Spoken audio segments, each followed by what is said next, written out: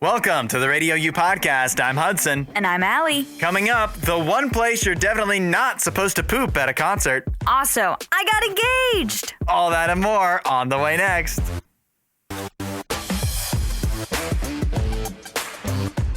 Something seems a little different about you, Aly, today. 8772 RadioU. I can't put my finger on it. Oh. But something seems a little... Maybe you could put your finger on it or something. Does my hand seem a little heavier on the left side? That... I don't know how I would measure that. Maybe in carats, perhaps? But, yeah, that could be it. You seem a little off balance. Yeah, a little just swaying to the side. No.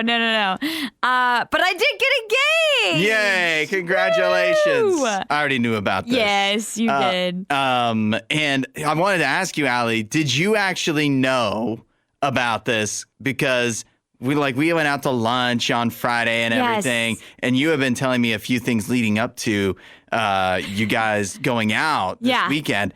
And I was like, oh, it's happening. Yeah. And it's like Nene, I think he actually knew. I didn't know, but I knew. But yeah, Nene is friends with my brother, and my brother was recruited. My brother and my sister-in-law were recruited by my now fiance to hide at the place where we got engaged and take pictures and video. Yeah. And so Josiah was coordinating with Nene so that pictures and video could be sent to Nene so that once the engagement happened, he could post about it after we told our family and friends and everything. And so but basically, yeah, I had a feeling going into this because he had planned this date, but he wouldn't tell me what it was. Yeah. He was just like, we're going somewhere, but it's a secret. Now, some people do that. Yeah. And I've definitely done that with Mrs. Hudson many times. But yeah, you say your boyfriend / fiance has never done that. And yeah, this is the first time he'd ever done a secret plan. And so I was racking my brain. I remember talking to you while we had our staff lunch on Friday. And I was just I'm trying to think of all the places I've talked about. The only place I could really think of was Cuyahoga Valley National Park. I love the national parks. I want to visit all of them someday. And so I was really hoping to go to Cuyahoga Valley again this year because it's been years since I've been. And so he had taken a mental note of that and planned this trip. And so when we get in the car, he's like, okay, I have to tell you because I have to put the GPS on or whatever. And so he's like, we're going to Cuyahoga Valley. And I was like, okay, cool. And so we go. And I had that feeling it's going to happen today. But as we're driving, I think I just started getting that second guessing feeling of just maybe it's not happening. Maybe he's just planning this all to throw me off a little bit. But he took me to the Ledges Overlook Trail. We walked to the Ledges Overlook. Beautiful view if you've never been there. Or if you have, I'm sure you know what I'm talking about. And we walked a quarter of a mile, if even that. We take a selfie. And so he's standing behind me and he's breathing so heavy, so heavy. I'm we've barely walked. What is wrong? That's what I'm thinking in my head. I didn't say anything. And we were just oh, such a pretty view. And he's like, do you know what would make this view even better? And that's when he got on one knee and proposed. And yeah, the rest is history. Yeah. Well, that sounds very nice. He played it a little cooler than Sparkle's fiance. Yeah, he didn't have to lie about anything or come up I just want to look at your face. Yeah. Yeah, didn't buy that. any time. No, thankfully he did not. Well, that's really cool. Congratulations. Thank you. Can we make it the whole show today? Just my engagement? I didn't prepare anything else. So hopefully we can just do that. I don't know if I have enough material, but actually for the next several months. Oh my gosh. Yeah. I mean with wedding planning and stuff. There definitely will be wedding planning content coming. I'm going to be organizing a way to buy my dress in kind of an unconventional way. Okay. And so I'll have to share about that. Yeah. Well, now that's Chekhov's wedding dress. Now we need to know. We need to know what's going to happen. So when can you share that? I can share whenever. I mean, I've already had the plan in mind as far as what I wanted to do. Yeah. So, yeah. All right, Aly, you're engaged now. Everybody says congratulations at 8772 RadioU. And you said you're getting your wedding dress in an unconventional way. Yeah, I'm going to do kind of like a try-on in an unconventional way. So most women that do like wedding dress shopping have in the past just gone to like David's Bridal or something. Of course. Or a local bridal shop. And they'll like invite some friends and family to come along with them. Yeah. And they'll try on the dresses. I've seen that in movies and stuff. Yeah, and like the famous show that I grew up watching was called Say Yes to the Dress. Right. And it's like a reality TV show, takes place at Kleinfeld's, which is a massive bridal shop in like New York City. And I loved that show. And that's the whole thing of like every bridal shop now has a sign that's like, she said yes to the dress, because of that show. And so I'm kind of doing that format, but on my own turf. So there's a website where you can get wedding dresses and you can have them shipped to you for like a really small fee. And you have a time, like a window of time to try on these dresses and decide if you want one of them. And if you do, you can keep one. If you don't, you can send them all back and then you don't even have to pay for them. So it's like Warby Parker for wedding dresses. Pretty much, yeah. And so what I'll be doing is like scheduling a time like at my church where I can just like go and have like an open space and invite friends and family, try on all the wedding dresses and get everybody's thoughts and opinions, see what I like. And if I find one that I like, then I will keep it. If not, I'll send them all back. So you're not wearing your mom's wedding dress? I did try on my mom's wedding dress like when I was younger, but my mom was tiny. Oh, okay. Tiny. Like, like 110 pounds. Oh, wow. Yeah. So I don't think I could fit into that anymore. I tried that when I was like in high school and it was kind of tight then. So it's definitely not fitting now. But yeah. And also it's one of those dresses, unfortunately, that has yellowed over time. White often does that. And so I can't, even if I could fit into it, I don't think I could make it work. Yeah. You know what? I like your idea of doing this thing online. Yeah. Because I never thought about that, but that would be so uncomfortable to go to like a wedding, a David's Bridal. Yeah. And then have like some salesperson. Yes. Trying to convince you. That's exactly what I said to, and my cousin Kathy said the same thing. She was like, the best thing is you avoid the salesperson that's trying to tell you to buy a dress that you don't actually want. Because they're not going to tell you look bad in any of them. Exactly. They're not going to be honest with you. Yep. And then they're probably going to tell you the one that's most expensive is the one that looks the best. Yep. And even if they're like really nice, it's just uncomfortable of like, because I don't want to put that person out of being like, I don't really like this one. Yeah. Can I go get another one? Right. So, that sounds really awkward. Yes. And oftentimes, like, you have to change in front of them because they're the ones zipping the dress up for you and everything. So now I can let that be a family member who I'm more comfortable with, probably my sister. And so I don't have to worry about being like, oh, I'm like basically naked in front of this woman. Yeah. So, yeah. This is something where we possibly need like robots or AI. And this and like tailors. And I've had, people that have been tailors and, they've done fine work. But it's just an uncomfortable situation to be in. And if just a robot could just zip, zap, zip it, that would be much nicer. Exactly. That makes me think of like the Friends episode with the really bad tailor that's like, he's like assaulting the people that he's measuring. I've not seen Friends, Aly. But it's just like that. It's definitely just like that. Canada made history at the World Cup yesterday. They won the first ever round of 32 game at the World Cup. They also won their first ever knockout game. 8772 Radio U or the talkback button in the Radio U app. Obviously, I'm very happy, but I'll tell you who's maybe even more happy. Who? Drake. Okay. Drake made a $770,000 bet on Canada to defeat South Africa and advance to the round of 16. So that $770,000 bet has made Drake $1 million richer. $1 million.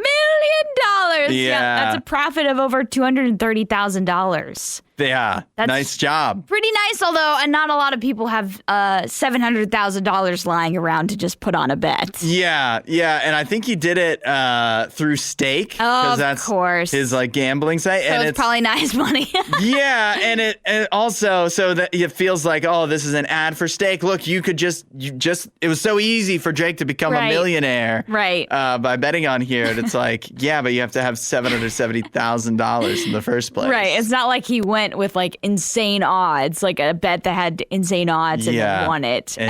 He went with I think Canada was probably the favorited team, right? They were definitely the favorite, and they didn't.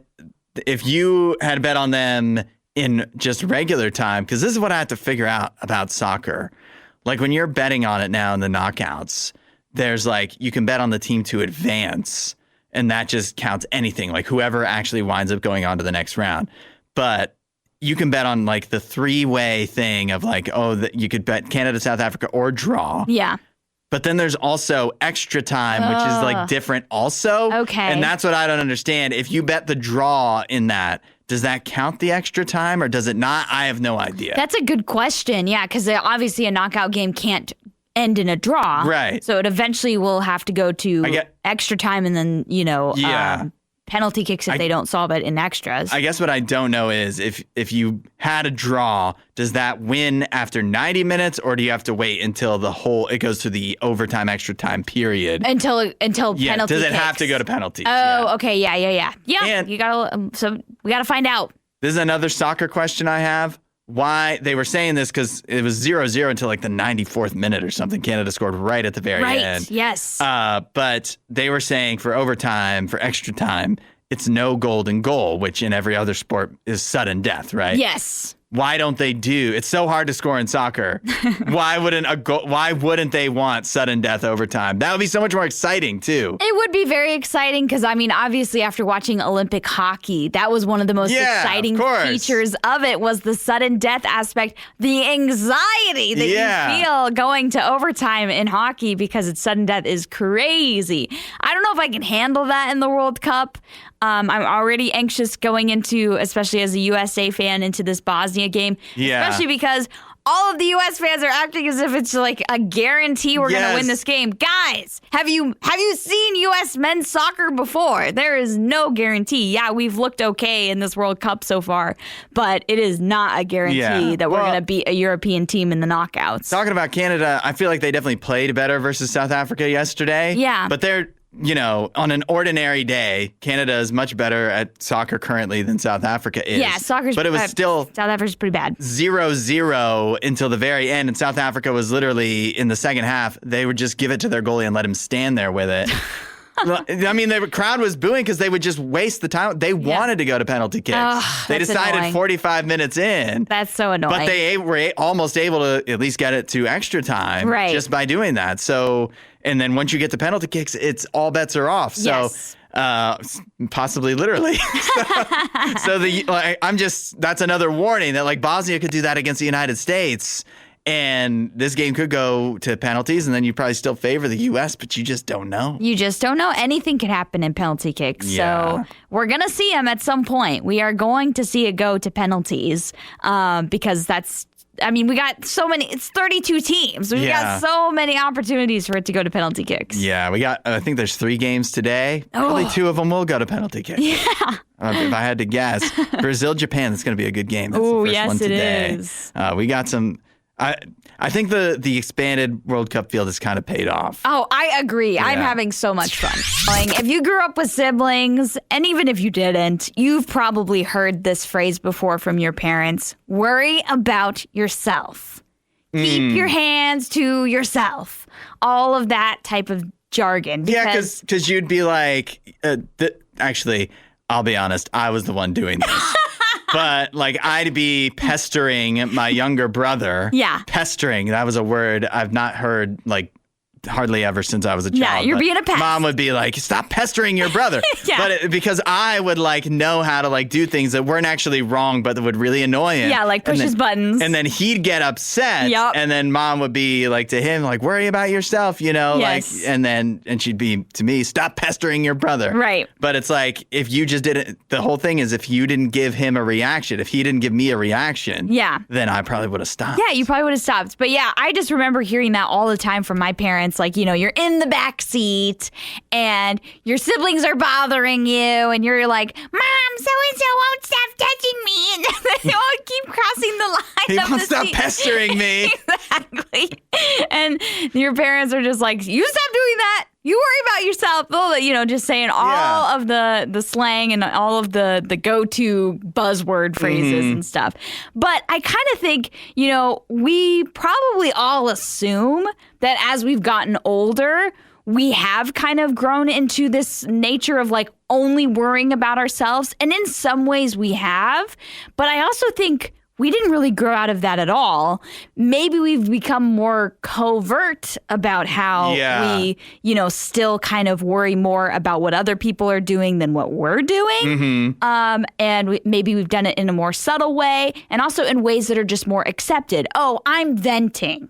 Oh, I'm concerned for them. I just really care about the situation they're going through.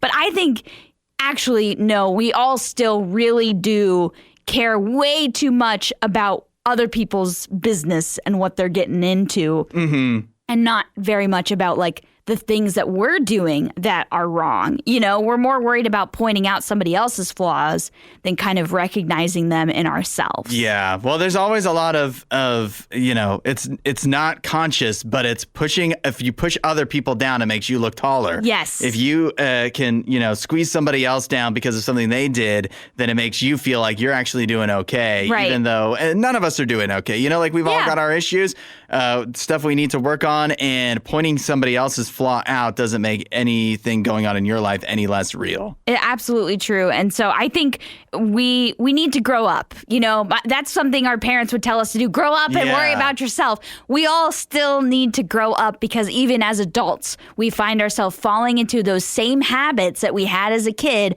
where we're tattletaling on the sibling or pointing out all the things that so-and-so did wrong so mom and dad don't look at us and see the things that we're messing up with. But the truth is we all mess up. We all have mistakes and flaws. And rather than pointing at our brother and sister and saying and showing how they've messed up and making them feel bad to make ourselves feel better, let's instead focus on what we've done wrong and try and, you know, maybe forgive that and seek forgiveness for the things that we've done wrong or try and do better in the future rather than worrying about what everybody else is up to. Yeah, don't try to distract yourself and don't try to distract God from the mistakes you've made because they're still there. Yeah. But and you're believe right. me, God is not falling for it. Yeah, but you're right that it's less about it's less about not even working on it. It's just forgiving yourself. Exactly. Once you forgive yourself and once you know that God has forgiven you, right, that is such a big step towards, you know, doing better in the future as well. And healing from it and just moving on so that it doesn't become such a big deal that you feel like you need to put other people down to make yourself feel better. You don't need to do that. That's a part of the growing up process, is realizing you don't need to put your sibling down. You don't need to put other people down to make yourself feel better. 100%. And, you know, it sounds like a lot, but it can start really easy. Just say, hey, God, I'm ready for that forgiveness. I know I've made some mistakes. I need some help. And go from there. What is the craziest thing you've ever seen at a concert? 8772 Radio U or the talkback button in the Radio U app. I do really want to know. Can it top this? Noah Kahan has had to warn his fans. This is a quote from his social media. If you have to poop at a show, please, dear God, just go to the bathroom.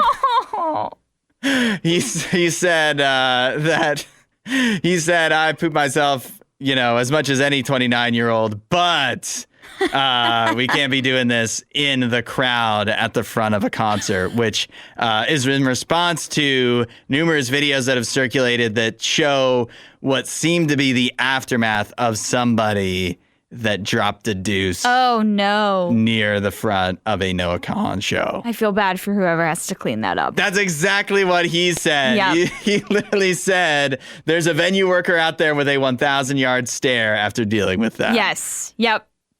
I feel bad for them. I feel bad for anybody that has to work for concert venues. Yeah. Those jobs are hard. I'm not going to say devil's advocate necessarily, but there's two different situations because there's scenario one, which is the Olivia Rodrigo situation, which she says she knows her fans wear adult diapers to secure their spot at the front of the show.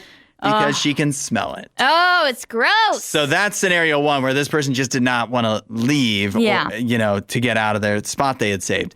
Scenario two, and this is a concert situation that people would find themselves in, is it's hot, they're dehydrated, they've drank too much, they've eaten greasy food. And no. You just, when you're at a Noah Kahan show and you feel something start to flow. Diarrhea. Oh, that would make it even worse. Yes, but that's bad. But you have there's several series of probably events that lead up to that happening. Yeah. But it's more excusable than just, I don't want to leave. And so I'm going to save my spot at this show for the price of what? Your dignity. Yeah, all of your dignity. Yeah. What in the world? Why does it matter that much? You're going to tell what? You're going to go tell this story to your friends of I got front row at a Noah Kahan show. But this is what it cost me. Yeah, they're not going to be impressed. No. They're going to be disgusted. Exactly. I'm not impressed by that. In fact, I just honestly, as I've gotten older, don't have the desire to go to festivals anymore. Yeah. I really don't. A lot of people are saying that festivals are chopped now. Yeah. That it's just not, it's not. I don't want to put myself through that misery. Yeah, I definitely don't. I still think there's something fun about the festival atmosphere, and even part of it is seeing people like this in a way. Yeah. Of just the people watching aspect of it. But definitely not putting myself through the hanging out at the front, which I've definitely never pooped myself at a show. Right. And it doesn't mean I don't like concerts. I love music, obviously. Mm-hmm. I love concerts, but I think I'm kind of more just in the boat of I want to go see this specific band. Yeah. I don't want to pay a whole bunch of money for a whole bunch of bands I don't care about. Mm-hmm. I don't know. I'd much rather just go see the band I want to see. Yeah. And so I can go do that at their show versus a concert. Well, the funny thing is, festival. I don't even think this was at a festival as far as I know. This was just at a show at Citizens Bank Park in Philly. Yeah. Yikes. That makes it worse. Philadelphia, though, explains probably a lot. Yeah, but Citizens Bank, Philadelphia, there's so many options for bathrooms there. You know what I mean? Festival bathrooms, not great options. Mm-hmm. But that, you could have done better. Maybe some people would just say all of Philadelphia is a toilet. Maybe some would say that. Maybe this guy was a Cowboys fan. Yeah, that's right. It's Nene. Radio U, where music is going, 8772 Radio U are asking, what is the craziest thing you've ever seen at a concert? This is after at a Noah Kahan show. There's lots of videos going around that seem to show the aftermath, but not actually the act, fortunately, I suppose. Yeah. Of someone, there's no other way to say it. There is, but I'm just going to do it the regular way. Pooping. Somebody pooping near the front, right near the front of the front of the crowd, right near the stage at a Noah Kahan show, and Noah Kahan having to come out and say, please, if you have to poop at one of my shows, please go to the bathroom. Go to the bathroom. Regina, this can't top that, of course, but Regina says at a Memphis May Fire show, Maddie Mullins accidentally running off the stage during the encore. Oh, no. Pausing for a moment, singing for a line or two, and then stopping, and him and the rest of the band realizing he had broken a couple of ribs. Oh, my gosh. That's terrible. Yeah. Yeah, you're not singing the rest of the night if you've broken some ribs. And I was like, how do you think he did that? She said that it was dark and she didn't think the end of the stage was marked very clearly. And so he didn't realize that he was getting right up to the end and he was kind of running and then it was too late. Yeah. So, she said it was on the side of the stage. Oh, yeah. This is why I couldn't be a front man of a band. because I would definitely do that. Yeah. I would fall right off the stage. I don't see well. That's true. So That's true. Yeah. my singing, fine. My seeing, not good enough to be a rock star. This is why JD said no to the bolt cutter idea. Yeah, exactly. They didn't want any of these type of disasters going on. Yeah. Have you ever seen anything crazy at a concert? I'm trying to think if I've seen anything that's like, whoa, like totally out of this world, like that wasn't supposed to happen. Mm-hmm. I think for the most part, every concert I've been to, like everything went as planned. Mm-hmm. So, Yeah. I do know somebody who went to a music festival with us and laid down in the parking, like, because it was a music festival. It was what was Rock on the Range. Yeah. And like part of that is it just done in the parking lot. Okay. Like there's a stage that faces the parking lot, and so they just kind of laid down in the parking lot. People were walking up to them like, "Are you okay?" Yeah. They were like, "Not really. That's why I'm lying down in the parking That's lot. why I'm laying here." But don't call a medic or anything because it's not that bad. Okay. I'm laying down in the parking lot. Maybe you need to get some help, though. Yeah, it was hot. It was hot. That sounds like something you would do from heat exhaustion, where you Yeah. just like need to sit down. Exactly. So, hey, concerts, festivals, help each other out. Yeah. Get some water for someone. Except for the person that poops in the front row. They're on their own. Yeah. Got a follow-up on the missing giraffe in Texas from last week. We do? Yeah, 8772 Radio U or the talkback button in the Radio U app. It's crazy. This must have happened like right after we talked about it on the show. That's crazy. Because Friday morning we talked about Gracie the giraffe, a giraffe that had escaped from Cedar Hollow Ranch in Texas. And had not been seen for several weeks since it had gotten loose. Yeah, it was like 3 weeks or something. Yeah. And then on a Friday morning, there was a report that Gracie had been spotted on a property 4 miles south of her home at Cedar Hollow Ranch. She was so close the whole time. Yeah. And so Gracie... Now, I believe they've captured her and returned her to where she belongs, the ranch, not Africa. And so she should be safe and sound now. And, Aly, we talked about this on the show. Yeah. And then they found her like right after. I can't help but think that we must have played a part of this. Yeah. Yeah. I mean, we did tell them to use the acacia trees and to find an acacia branch or something. I'm checking here, and there's no record of them using that information at all. Dang. But that's just so they don't want to give us any credit. Because there was a reward, right? Yeah, there was like a $5,000 reward. So, yeah, they're not going to say the guy who actually spotted her is not going to be like, yeah, I used an acacia tree. Because then he would have to split, and I heard it on Radio U Mornings, because they'd have to split the reward with us. So, oh, man. Yeah. I'm bummed. I wanted some of that $5,000 cash. Yeah, but it's not about that. That's true. It's about knowing that Gracie the giraffe is safe now. I also just love that a sheriff Facebook page in Texas had to post about finding a giraffe that was on the loose. I wonder what it's like out there in like rural Texas. Is this obviously it's the biggest thing that would happen in rural Texas anytime. Yeah. But is this sheriff like excited to have something to do? Is this the wildest post he's ever made? Yeah, and I think it has to be. But does he have a lot going on a normal day? Is it, because it's rural Texas, is there like, I don't know, people running drugs and, like it's Breaking Bad kind of thing? Yeah. Or does it's kind of, not very populous and he has basically nothing to do? Yeah, he's like, if it was a bigger area, they're like, we got murders to solve, we got kidnappings, we got missing people, all this stuff. We don't have time to find your giraffe. Right. But this guy's like, giraffe, I'm on the case. Yeah, finally something to get in the old vehicle. Let me turn on the patrol car because I finally have something to use it for. Man, it's sounding more and more like this is an episode of like Andy Griffith, but like with a weird, giraffe twist in it. Yeah. But I'm happy that Gracie was found because after we had talked about it on the show, I started to think, because we said there's no way she's dead. Right. Because there's no predators. And there's all this vegetation around. Yeah, there's plenty of food. She should be able to be eating it. But then I started to think, your mind wanders to the worst places. And I started to think of ways that she could have died. Because how could she not be found in several weeks? I was worried she stepped in a prairie dog hole, broke her ankle, and was just, huddled up in the fetal position without any way to move. So I was worried when you proposed that idea that could be possible, but seeing these aerial shots, I think you can see why she's been missing for so long, because as a person that grew up in Africa looking for animals, you would think, oh, how could you not see a zebra out there? How could you not see a giraffe out there? They blend in. Natural camouflage. Yes, their coats are made for camouflage, and you can see in this aerial shot how so easily you could think that that's just a rock out there. Yep. But somebody finally spotted her. Yep. Giraffe spot. It kind of has spots, right?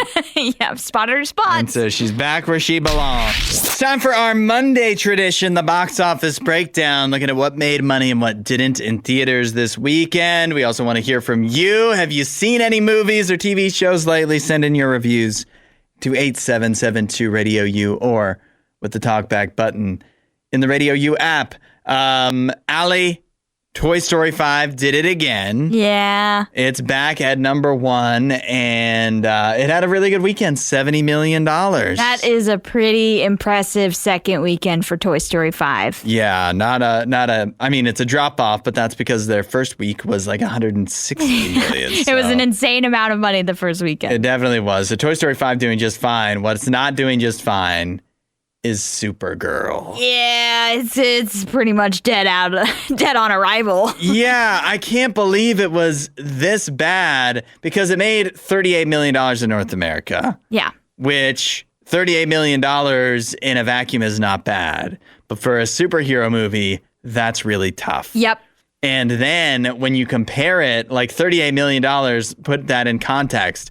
That's less than The Flash made. Yes. When it came out in its opening weekend.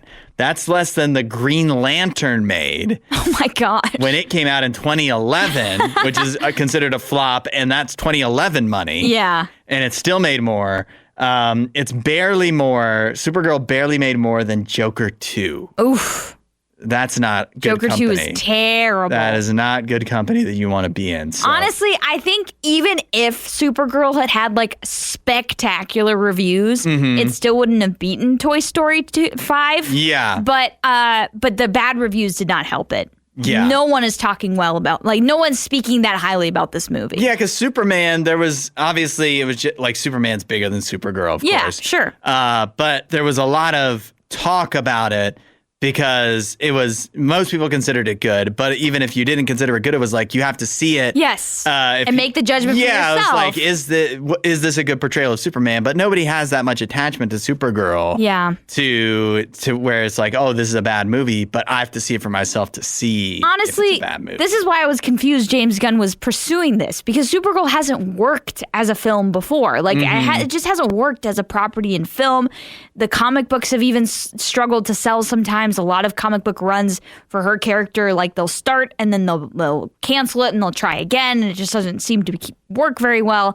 And so it's one of those things where it's just she's a character to sell by herself doesn't work. If you do it as a suit with Superman, I think it would work better. Yeah. Because like Superman, it debuted with like 700 or 70 million more than the Supergirl movie. Yeah. Like that shows you everything. And I definitely believe, obviously, 1 year apart, it would be weird. But if Superman came out, the sequel this weekend, people would still be there for it. Yes. They are talking about how, like, superhero movies have just massively fallen off generally. I think that's since COVID. That's a big problem too, and we'll see with more superhero movies coming out this year if overall the genre is just falling off. But Spider-Man's coming out later.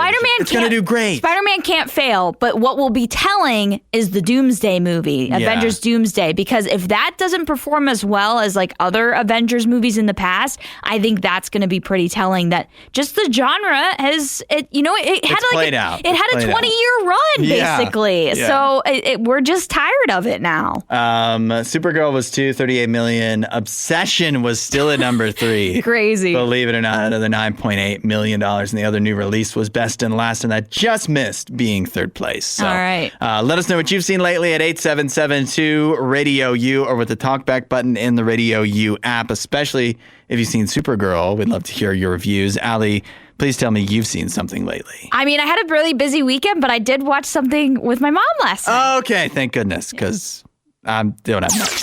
And let us know what you've watched lately, because we just did the box office breakdown. Toy Story 5, number 1, $70 million. Supergirl, a disappointing $38 million. And then Obsession at number 3, almost $10 million this weekend alone. We are seeing some stuff from people sending in their thoughts at 8772 Radio U. Regina says she finished the second season of the show Twisted Metal, which I believe stars Anthony Mackie. I believe it's on Peacock. I haven't heard of that one. She says she's really ready for the second season, or for the next season. Bummed that I read that a beloved character was written out of the story, though. Oh, no. Spoiler alert. That stinks. We also heard from William. He says, watched the 2008 movie Jumper with my wife since she had never seen it. Forgot Samuel L. Jackson is in the movie. And when William's wife mentioned he doesn't look good when his hair is dyed white. I was reading about the movie Jumper. Yeah. It came out in 2008. It has a 15% on Rotten Tomatoes. Ugh. It stars Hayden Christensen as a guy who can transport anywhere in the world. Right. So he jumps into bank vaults and steals money. Makes sense. Then Samuel L. Jackson captures him and somehow has a way to keep him from jumping. Yeah. But then Hayden Christensen escapes and reunites with his high school crush. and then another guy who can also jump somehow. And then they prepare for Mortal Kombat. That's literally what it says. Prepares for Mortal Kombat. That's crazy. And it made a ton of money. It was released on Valentine's Day. I remember hearing about it like back in 2008, but I never watched it. I still haven't seen it. Yeah, so. I don't think I've seen that. Yeah. Well, it has a 15% on Rotten Tomatoes, so I don't think I will either. Maybe it's so bad it's good. William, let us know. Yeah. Erin says she watched Reboot on Hulu, but they barely did a season and then canceled it. It released in 2022 and was brilliantly funny. So sad there's no more than what we already watched. Have you heard of this, Aly? I have not. Reboot. It is, okay, that's from 1994, so that can't be it. That can't be right. I'll do some research on Reboot. Aly, what have you watched lately? Well, I actually started a show with my mom. I've already seen it, but she hasn't, and I know she would love it, so that's why we started it together. But it's on HBO Max, The Gilded Age, made by the same guy that made Downton Abbey, Julian Fellows, and it's all about the in America, like New York City in like the late 1800s. Old New York versus new New York, you know, old money versus new money. And it's similar to Downton Abbey fashion. It follows both like the people that own like the home and like are the rich people, and then also like the servants. And so like the upper class and lower classes. So so far she's really enjoying it, and yeah, I really love the series. There's 3 seasons of it on HBO Max, and I can't wait for the 4th. Interesting. I've heard very good things about it. It's very even though good. It doesn't sound like my cup of tea at all. If you liked Downton Abbey, you will love this show. I did some research on Reboot. It follows an early 2000s family sitcom that Hulu has rebooted, and their dysfunctional cast that must deal with their unresolved issues in today's fast-changing world. Interesting. It stars Keegan-Michael Key and Johnny Knoxville. Oh, I love Keegan-Michael Key. Yeah, so it sounds promising. I totally forgot that they made this. I don't know if I knew that they made it in the first place, but it sounds interesting. I guess it's on Hulu. Okay. I haven't not watched anything. Okay. But I've just got a bunch of shows I'm kind of juggling. I'm not ready to review yet. Yeah. But I did watch on Tubi a movie called On Angel's Wings. Okay. It stars the actor who plays Carl Winslow in Family Matters. With a cameo from that viral video where the woman's getting interviewed by the news and she goes, "Oh Lord Jesus, it's a fire!" I think so. She plays a role in this movie. No way. That's and the reason crazy. I watched it is because Mrs. Hudson saw a clip of it on TikTok. And you're like, we have to watch this. And yeah, it's so bad. And so there's no plot or anything. The clip that was on TikTok is much like worse than the rest of the movie generally. Okay. And it's kind of, you feel bad at least like mocking it too, because it like turns into kind of a religious, quasi kind of like, good message on movie. Angel's Wings, I would imagine. Right. It sounds like Touched by an Angel. Exactly. So very like corny, cheesy, hokey, but it was entertaining. And The fact that they gave oh, Lord Jesus, it's a fire lady, a role in the movie is just hilarious. You thought you found a cheat code, a life hack, a shortcut. You thought you can lose weight without spending hundreds of dollars a month on GLP-1 medications. 8772 Radio U, the talkback button in the Radio U app. But you were wrong! According to doctors, if you've seen the viral Nature's Ozempic gelatin drink going around. I have not seen this. It is being promoted as an alternative, a cheap alternative to GLP-1s. And all you have to do is mix a spoonful of gelatin into warm water 15 to 30 minutes before a meal and drink it, of course. And that is what people are calling Nature's Ozempic. I'm also seeing here the picture of somebody making the gelatin. It's baking soda and apple cider vinegar. Yeah, I don't know I don't know if that's related at all. Well, I'm kind of wondering if it is, because every homemade thing, to get rid of fruit flies, to get rid of this thing, to solve this problem, it's apple cider vinegar is always included. That's definitely true. That's how you know it's a home remedy. It can't hurt. You just add the apple. If you're drinking something anyways, put the apple cider vinegar in. It's good for you. Yeah, exactly. It'll flush you out. It'll definitely solve whatever problem you have at home. Yeah. So, But doctors are saying that the Nature's Ozempic gelatin trick doesn't work? It doesn't work. At least they're saying it doesn't work the same way as GLP-1s do. But are they incentivized to say this, is my question. Oh. They're doctors. And they profit off of you going to them. Yes. And getting a prescription and buying their drugs, such as Ozempic or Wegovy, Mounjaro, whatever. And so are they secretly, downplaying the ability of this home remedy to work because they actually want you to keep coming to them and keep paying for Ozempic? You could be onto something. I think there could be something to it. I think there's definitely a chance. And I'm also going to take issue with what the doctors are saying, not because I think their problem is with the branding. The people are calling it Nature's Ozempic. Okay. Because they're like, it doesn't work the same as Ozempic. That's my doctor voice. Well, yeah, it's not going to help you with your, diabetes or whatever, which is the number one thing for Ozempic. It doesn't. The gelatin doesn't target GLP-1 hormones to regulate blood sugar and directly affect appetite.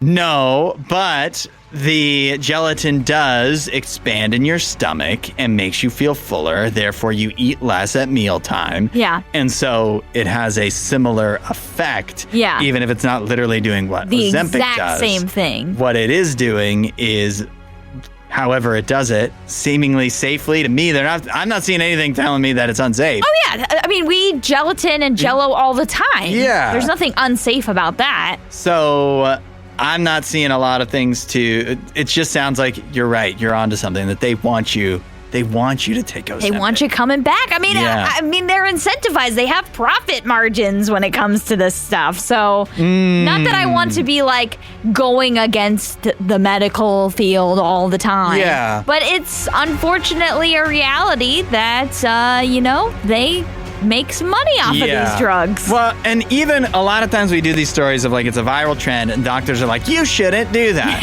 And it's because some random thing bad could happen. Yeah. That probably isn't going to happen, but just, you never know. Your toenails could grow really long or whatever. And it's fine, whatever.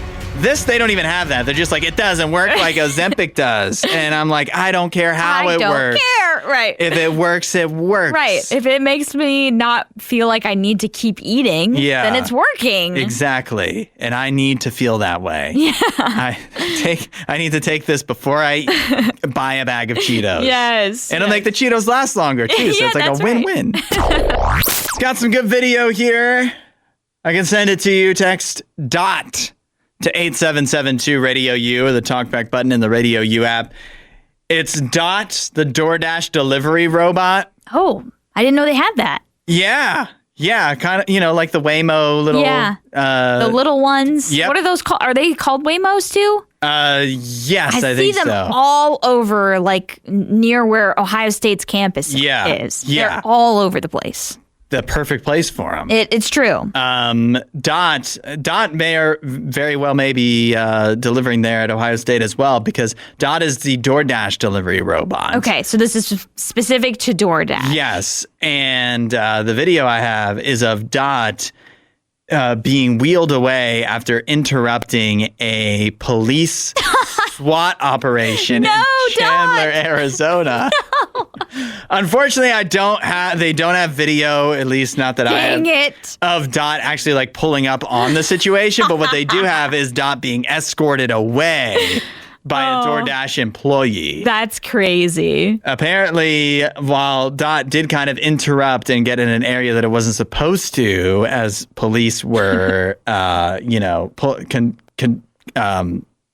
the word I'm looking for? They were carrying out a SWAT operation. Yeah. Big deal. They do say that Dot responded to commands and did what it was supposed to do. Okay. So even though it kind of breached the perimeter when the police were like, stop, Dot listened to the law enforcement. I don't know how that works. Maybe they have it programmed in for Dot to recognize, like, if somebody says, like, I'm the police or whatever. Yeah. Which, I mean, like, that could easily get abused. Yeah. But I don't know how that works, but they said that it was, it didn't go any further once they instructed it to stop. Okay. And so it backed away, and then the police had to contact DoorDash, who then had to send an employee out who had he has got like a little controller.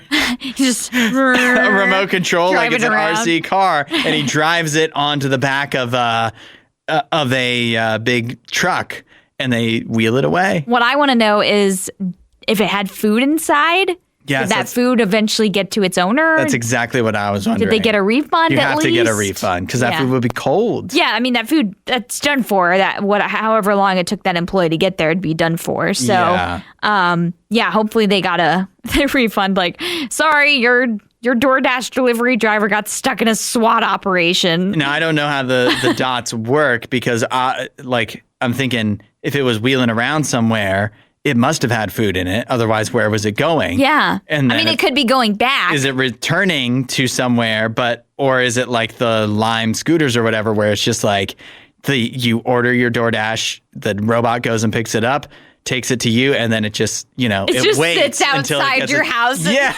That would be until the next person decides to be like, please, somebody order DoorDash to get Dot off my driveway.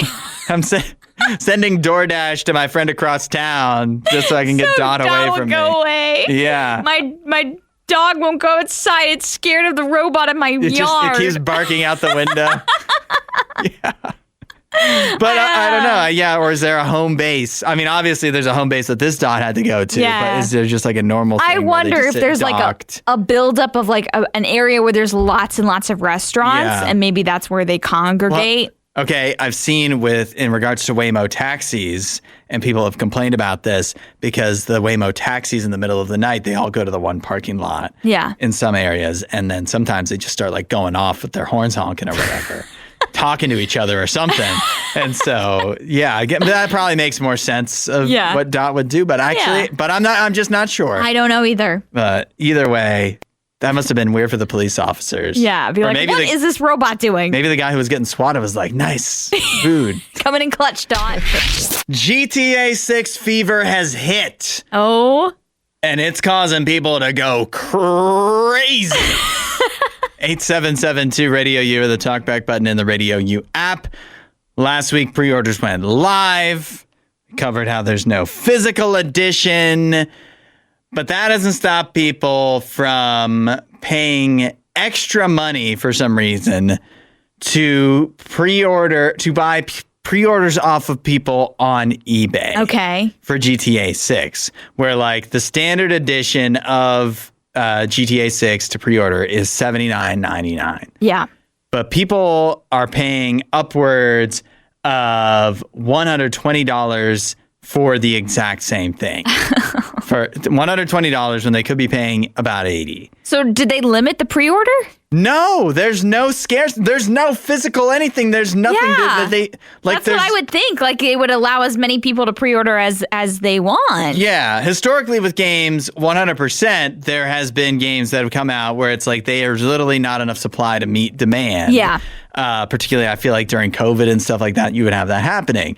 This is not the case because it's all digital. It's digital. All they need to do is come up with another code that they send to you. But for some reason, so really inexplicably, people are still going ahead. And these are not listed listings. These are sold listings. Oh, my gosh. The people have actually gone ahead and paid extra money to pre-order GTA 6. This sounds like parents and grandparents getting duped. You think so? I think so.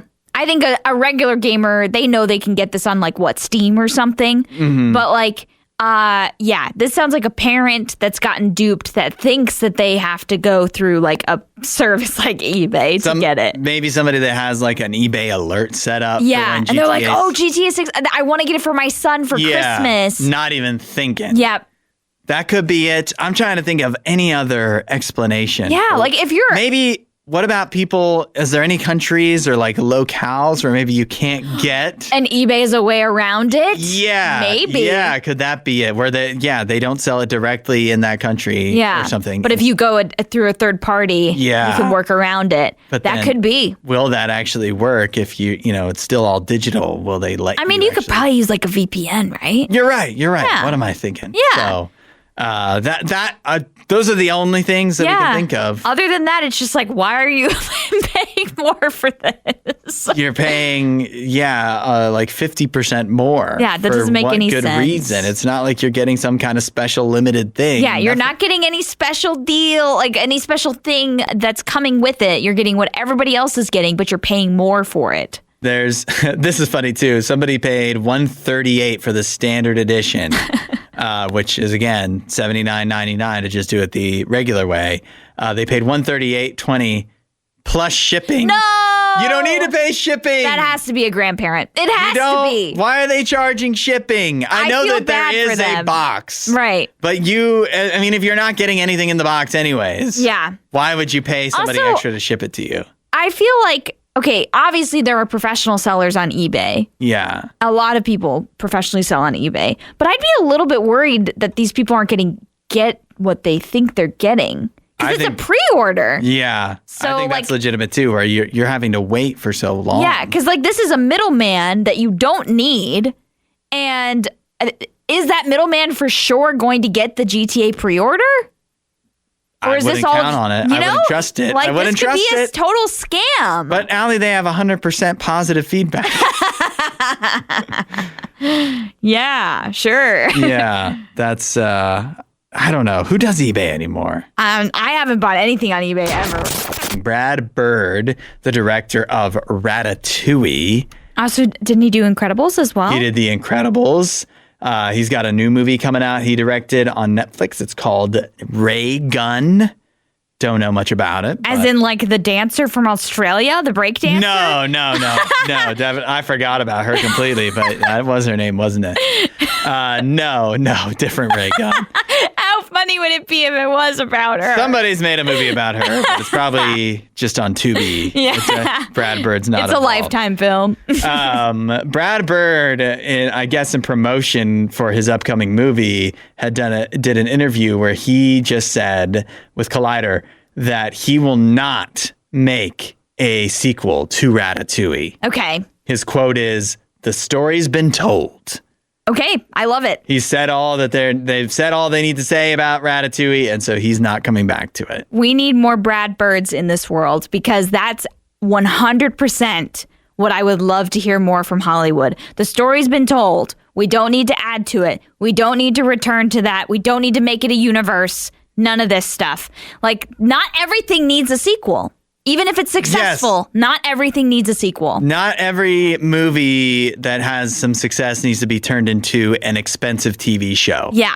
And that's what or a series of films. Yeah, that's what it feels like. And so I appreciate Brad Bird. And it's not like he's never done sequels before, because he did do The Incredibles 2. Right. And I think they're going to do I think there's going to be a third one of that, right? Possibly. And I don't know if he's involved in that or not. Yeah. And I don't think him not being involved in Ratatouille means they can never make a Ratatouille 2. Yeah. But he doesn't want to his hands are clean of that if it ever happens. He's washed his hands of it. He says, more of the quote is, anytime you do something that ends up connecting with people, they automatically think, how about another? People have mentioned about The Iron Giant, which he also did, a really good movie. Yes. Which is hilarious to me because the film didn't succeed at all in its initial release. It didn't. It's become a cult classic after. Yeah, he said it's caught up in time, but what would you do to follow that up? He's lumbering around still undiscovered. In other words, to me, that story is told. Yeah.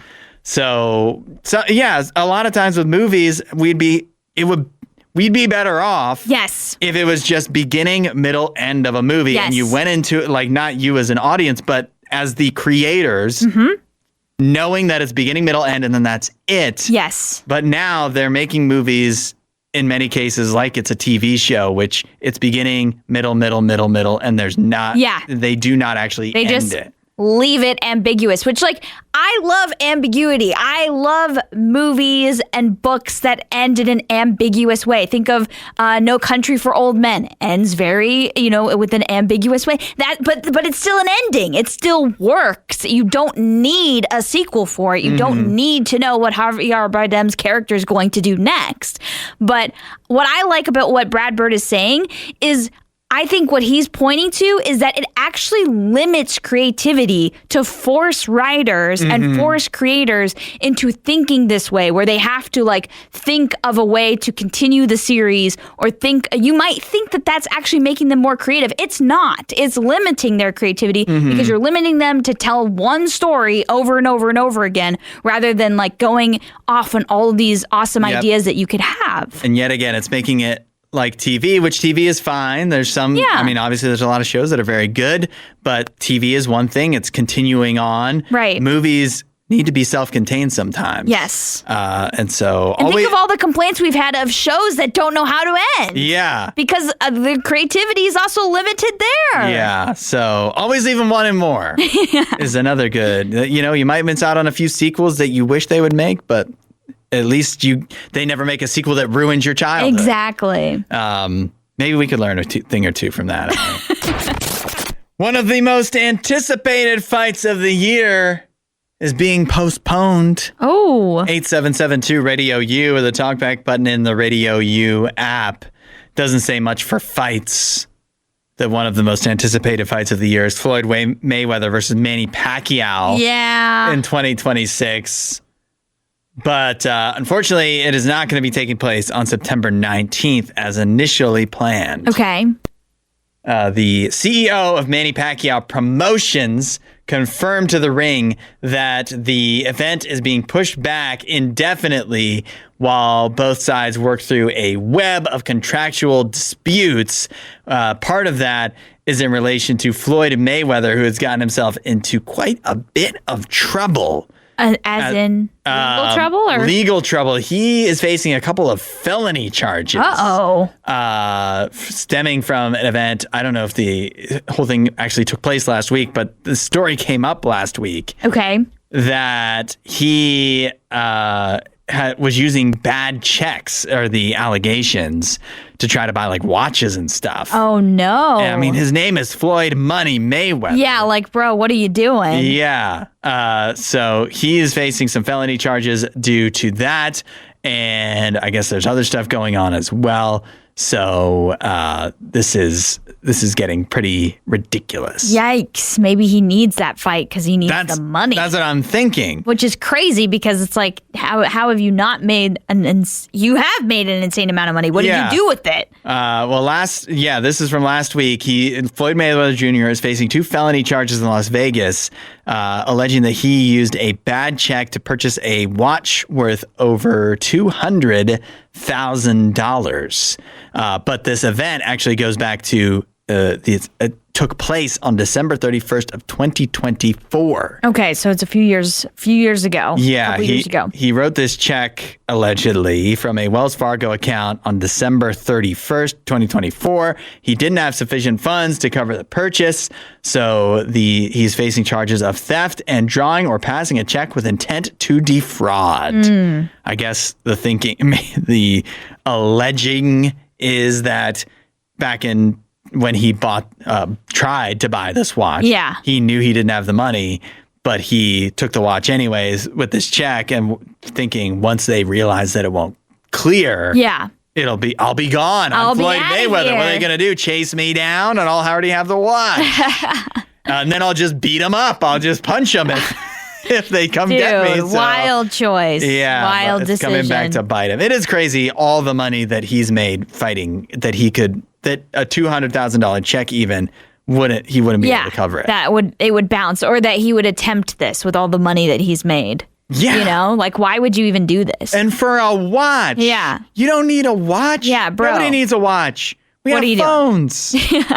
Seriously, what are you thinking? So that's bad news for Mayweather. This fight may never happen. Yeah, he's also being sued by CSI Sports Events after he allegedly breached an exclusive promotional agreement where he accepted millions in advances tied to an exhibition against Mike Tyson and the Pacquiao rematch. The company claims it paid Floyd Mayweather $4.65 million before he announced an exhibition with Greek kickboxing star Mike Zemibidis, which they claim, CSI Sports Events claims, that violates the agreement. So Floyd Mayweather sounds like he's trying to just scoop up all the money. That's what I'm thinking. It sounded like this guy's in a lot of debt. Yeah. And has a lot of interest to pay or something, and just needs is having a cash flow problem. And I know he's a big gambler too. That could be why. So maybe they call him Floyd Money Mayweather for all the money he owes. Yeah. That he may never get paid back. Floyd might be in trouble, guys. And he sounds like the kind of guy that could owe money to some dangerous people that might not work this out in the courts, you know? Yeah. Thanks for listening to the RadioU Podcast. Don't forget to rate and review the show.